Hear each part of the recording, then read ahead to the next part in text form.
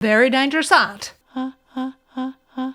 can be made. Instead of dreaming of these big systems that are going to solve all your problems. With a pencil. I always just say, just try to do something on the right scale.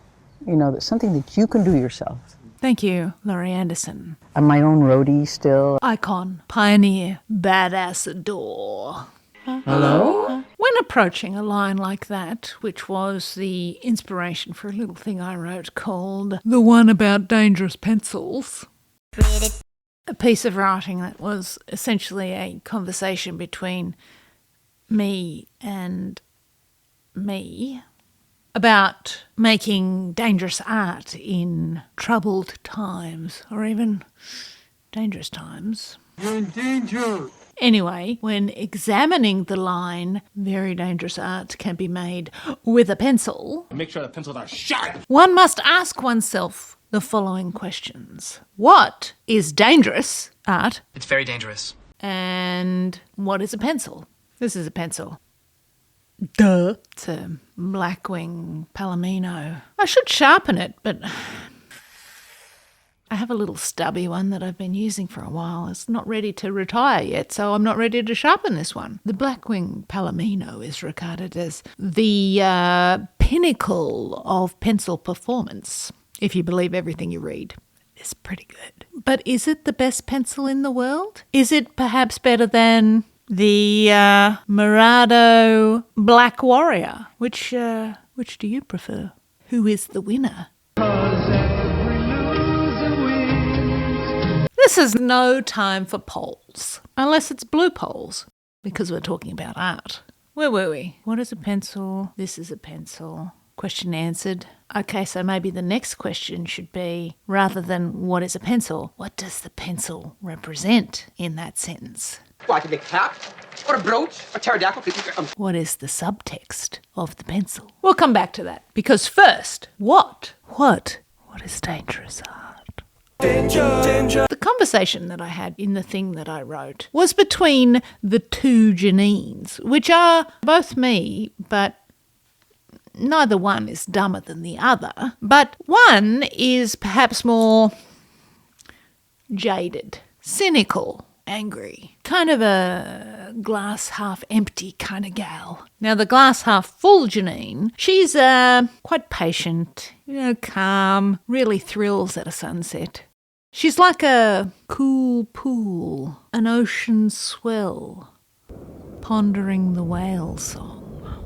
Yada yada. The conversation that they have is about dangerous art, about what dangerous art is, and about how it's kind of necessary to make art in times of trouble, discombobulation, uncertainty. So necessary. You're in terrible danger. And here's a little, I don't know, I guess it's a viewer warning. This one perhaps has more questions than answers, which actually doesn't make it very different from any normal week. But I really do want you to think about what dangerous art is and why, I won't say it's a duty for you to create art, but perhaps why it's good to make art, whether it's dangerous or not. Pencil.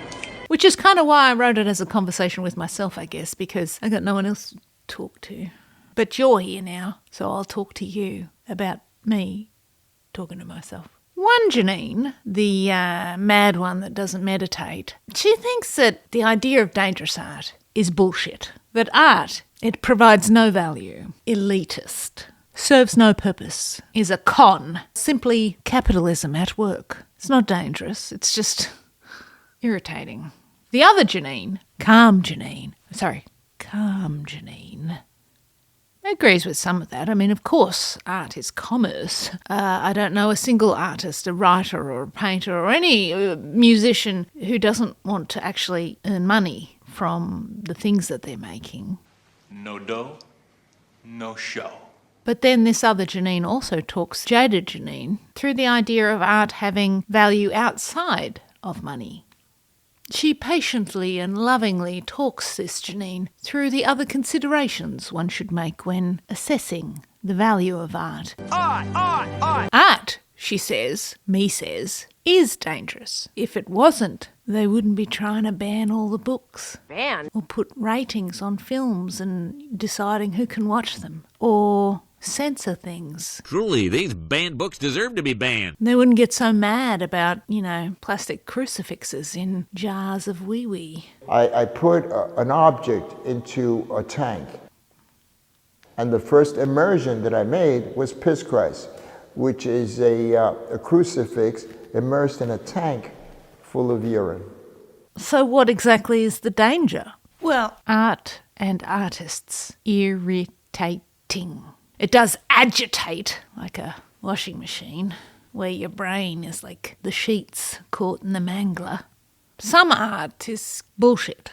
So powerful, it makes you question the status quo, the why of why things are the way they are, the society in which we live, the way things work in the world, or don't work, or should work. Art allows people to express themselves, how they feel, how they are and exist within the world around them. It shines a light on that feeling, on that expression, on that emotion. It makes people think, and that can be dangerous. That can make people nervous because perhaps it's challenging the way they think and making them question whether the way they think is the right way to think or the wrong way. Maybe there's a better way. And then they get confused and scared because perhaps how they feel is destabilising to the world around them, to authority, to history, to the way things work. Art does that to me. Like protest art, which artists have been making forever, scribbling on walls and making posters and protest songs.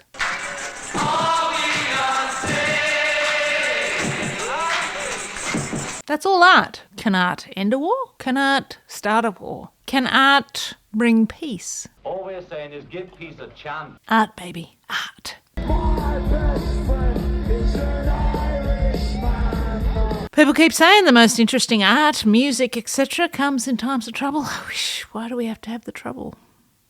Are artists just the most naive people on the planet? Oh, you're so sensitive. Or the most aware? Or are they mirrors for society, for their moment in time, for history? Do they shine a flashlight on injustice, on themselves, on you, on lies, on truth? Tangent. Do you think propaganda is art? It certainly uses the tools of art and design to get its particular flavour of message across. That's propaganda.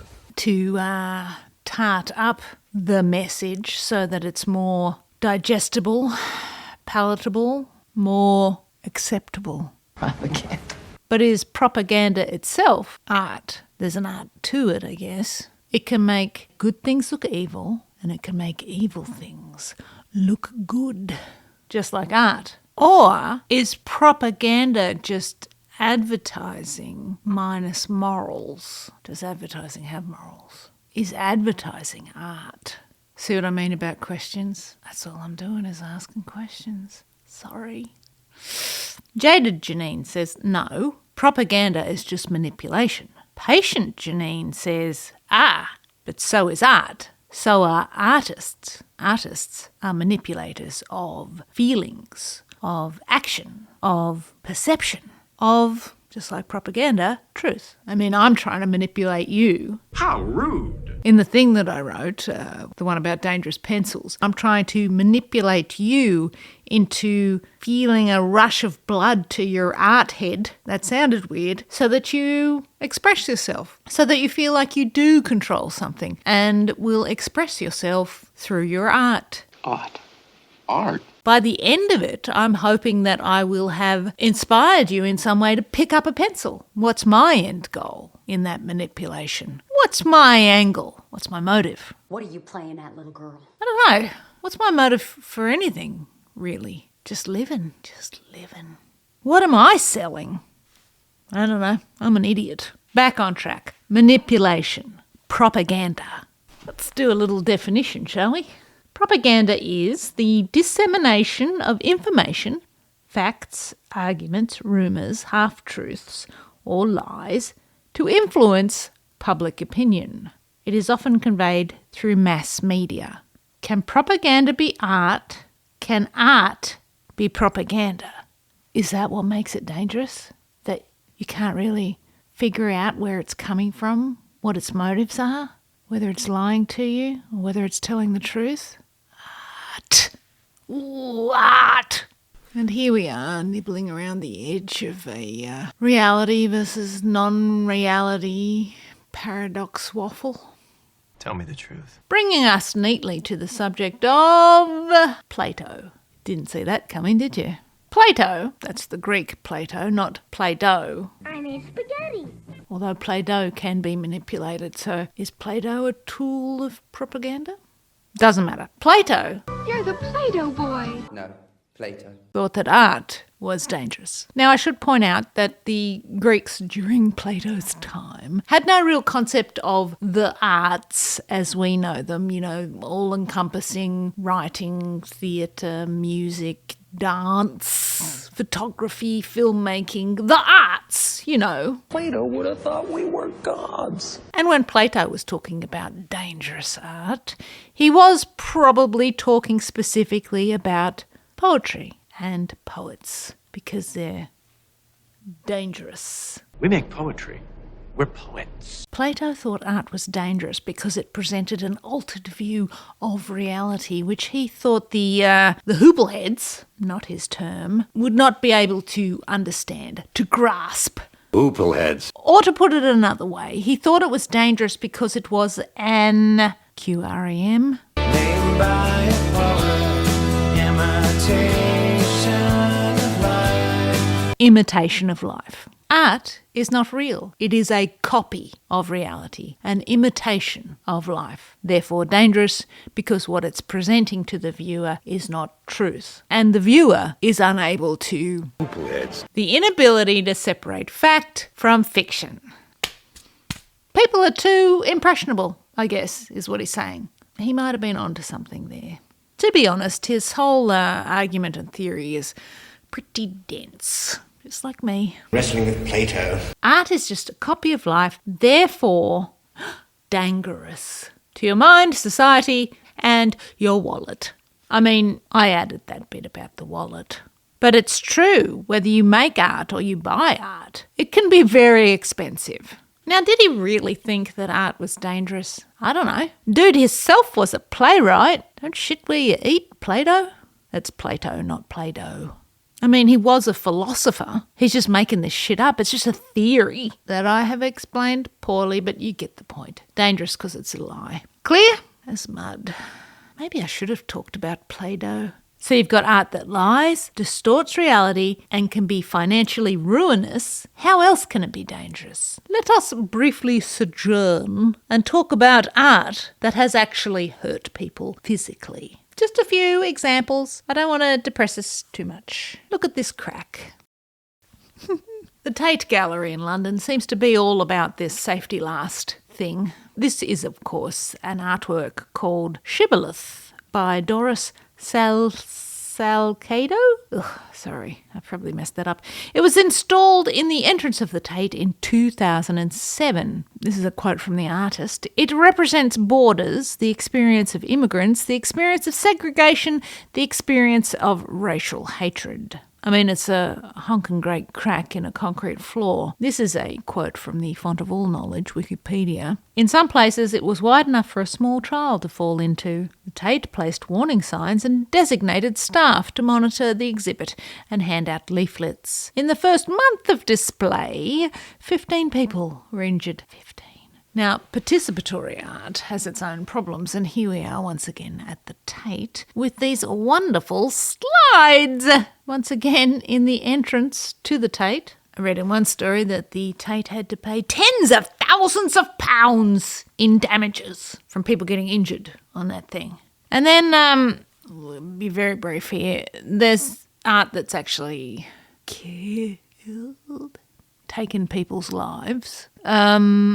Christo had an installation called The Umbrellas, large scale, of course, because it was Christo. It resulted in 2 deaths. A woman in California died after one of the wind-blown umbrellas, I guess it got picked up and carried away, killed her. And then a few days later, a worker was electrocuted and died while taking down the umbrellas in Japan. And then this is the blue Mustang at the Denver International Airport, known colloquially as Lucifer. The artist, Luis Jimenez, he actually perished when a section of the sculpture fell on him at his studio. Okay, that's enough of that dangerous art. Let's talk about the pencil. Laurie Anderson said, Very dangerous art can be made with a pencil. so if that was Laurie's angle on very dangerous art being made with simple tools, how did I riff off that in my conversation with myself? Well, if you're making art, it's not the complexity of the tool that makes the art dangerous. It's the idea, and the pencil can convey the idea. I think a pencil can save you. It's helping you get the idea out of you. It's like therapy, because if you keep the discomfort, then it eats you from the inside out. You have to get the art out of you by whatever means possible. I need a fucking pencil. And if you have an idea or a thought or an emotion that you want to express, then knowing that you can get it out with something as simple as this and a piece of paper, or with a guitar and some words and music, then that's pretty empowering. Start sharpening those pencils. Art is dangerous because it can be made by anyone with a pencil. And the art that gets made in times of disruption, that can be the most dangerous because it gives people power. The danger of it is not just in the fact that you are expressing, it's that other people can take that expression and feel empowered themselves. Maybe they will stand up and make art with a pencil. Maybe they will make some nice and angry punk music, a protest song. Get up, stand up. Did you hear? Stand up for your right. Some angry art, some joyful art, some poetry. A hipster poet. You got a pencil? Get to work. There's a quote that's being shared around at the moment, and it's from Toni Morrison. Something she wrote when George Bush the Younger was elected president. And she wrote an essay called No Place for Self-Pity, No Room for Fear. Now, after he was elected, she felt quite paralysed, unable to work. And this is the quote everyone is sharing. This is precisely the time when artists go to work. There is no time for despair, no place for self-pity, no need for silence, no room for fear. We speak, we write, we do language. That is how civilizations heal. So is that the danger? Artist, heal thyself, heal society. Sometimes people in power don't want citizens to heal or society to function. What if all we have in times of trouble is our expression? We may not have much to cling to, but we can cling to our pencils. We have the ability to reflect the times through our art, to document the mood of the moment. And I should point out, the art that you make with a pencil, it doesn't have to be for the public. It can just be for you. You know what? I have glossed over some very big topics. My goodness. The whole propaganda thing, wow, I barely touched on that. The Plato thing I explained very poorly. This is a mess. What would Plato do? Protest art. Didn't really get into that either. I could have done a whole episode on protest art. Artists that are challenging. How do you separate the artist from the work? Dangerous art. Dangerous artists. But those big topics were not the point. This was the point. The Blackwing Palomino, not it specifically, that's an expensive pencil. Because I did have a point. I think sometimes art can feel really big, unmanageable. Whether you think it's a lie or dangerous or pointless or just a scam, commerce, a waste of time. Sometimes it's all we've got, our ability to create, to express. And I'm going to close it by reading directly from the thing that I wrote because I'm having trouble expressing myself here because this is not my art. Making videos is not what I do. I write. So for now, let me read some of my writing. This is from the one about dangerous pencils, which you can go read at my Substack. Quote, when you feel like you've lost control, when you feel like the world has gone mad and you're caught up in the net of it, close your aperture to bring into view what you can control. Control your mind, control your voice, control your expression. This is what you have in troubled times. If you feel like shit, anxious, troubled, scared, look to art. Art that cuts, art that heals, art that bites, art that kisses, art that sneers and blinds and turns the world upside down, art that expresses love to counterbalance all, art that just is, that aims for nothing but the act of coming from you. You know, art. Where do we go from here? I don't have an answer. But you know what I do have? A pencil. You picking up what I'm putting down? See you next time.